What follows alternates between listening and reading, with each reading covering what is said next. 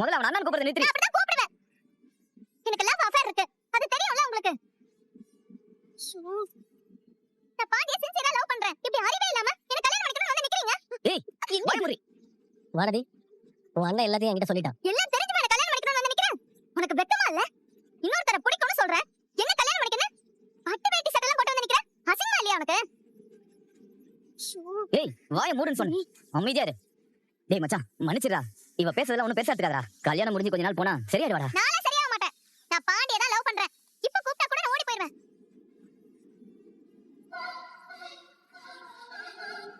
ஏற்கனவே ஒரு முறை நான் வீட்டை விட்டு ஓடி போயிருக்கேன். தெரியுமா உங்களுக்கு? என் நேரம். என்னால அவனை கல்யாணம் பண்ணிக்க முடியல. திரும்ப இந்த சாக்கடையிலே வந்து விழுந்துட்டேன். அதுக்குன்னு நான் பாண்டியை லவ் பண்ணலன்னு அர்த்தம் இல்ல. நான் கல்யாணம்னு ஒண்ணு பண்ணா பாண்டியை தான் கல்யாணம் பண்ணுவேன். தயவு செஞ்சு உங்க சொல்றதெல்லாம் கேட்டு நான் கல்யாணம் பண்ணணும்னு நினைக்காதீங்க. ஒரு நாள் எனக்கு உங்க மேல லவ்வே வராது. என்னடா என்கிட்ட எதுவுமே சொல்லாம என்ன இங்க கூட்டிட்டு வந்து மிரட்டி கல்யாணம் பண்ணி வைக்க பாக்குறாங்க. வாய் மூடு. நீ சொல்ற எல்லா விஷயமும் இந்த தம்பிக்கு தெரியும். எல்லாம் தெரிஞ்சுக்கிட்டு உன்னை கல்யாணம் பண்ணிக்க ஒத்துக்கிட்ட நல்ல பிள்ளை அது. மரியாதையா மேடையில உட்காரு. முடியாதுமா. டேய் மச்சான் கொஞ்சம் அட்ஜஸ்ட் பண்ணிக்கடா. இந்த கல்யாணம் மட்டும் முடிஞ்சிட்டா இவ இப்பெல்லாம் நடந்துக்க மாட்டா. கல்யாணம் பண்ண கூட்டு வந்ததுனால இவ இப்படி எல்லாம் பண்ணிட்டு இருக்கா. நீ எதுவும் பெருசா எடுத்துக்காத மச்சான். ப்ளீஸ் மச்சான்.